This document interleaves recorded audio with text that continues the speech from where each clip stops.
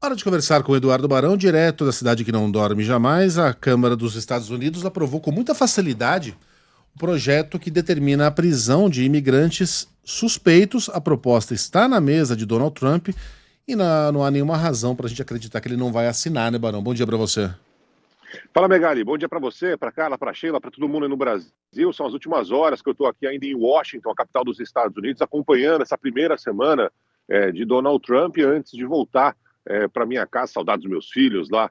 Já já estou de volta para casa. Mas você tem razão, ontem a Câmara aprovou com tranquilidade, né? A Câmara que tem maioria formada por deputados republicanos, 263 votos a favor, 156 contra, 46 deputados democratas se uniram aos republicanos para aprovar essa lei. Essa lei diz o seguinte, Megali, que detenção, prisão de imigrantes ilegais suspeitos de roubo, além de crimes violentos. Digamos que essa era a lei mais fácil de ser aprovada de todas aquelas que o Trump determinou e deve entrar em vigor já imediatamente. Afinal de contas, quem cometeu um crime aqui nos Estados Unidos, evidentemente, deve ser preso. Assim acontece com cidadãos americanos ou quem está vivendo aqui de forma legal.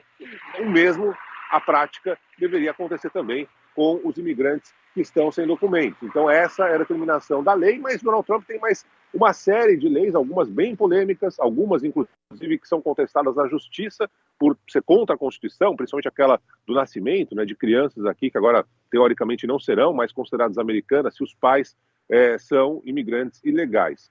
Hoje começa uma operação maior na fronteira com o México, mais de 1.500 soldados estão sendo mandados para lá. Então é uma operação maior, além dos milhares que já trabalham na fronteira com o país vizinho. A partir de agora, mais 1.500 soldados vão ser mandados para lá.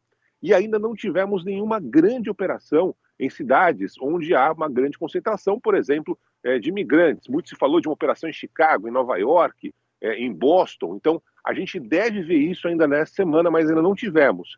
Por quê? Porque é uma expectativa de saber na prática como vai funcionar.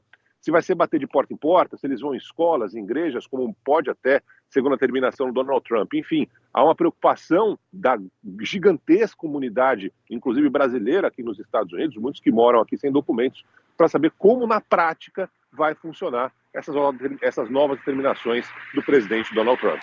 O Barão, tem muitos latinos aí nos Estados Unidos, brasileiros entre eles, que foram tentar a vida na América, entraram sim ilegalmente ou entraram com visto de turista e acabaram ficando.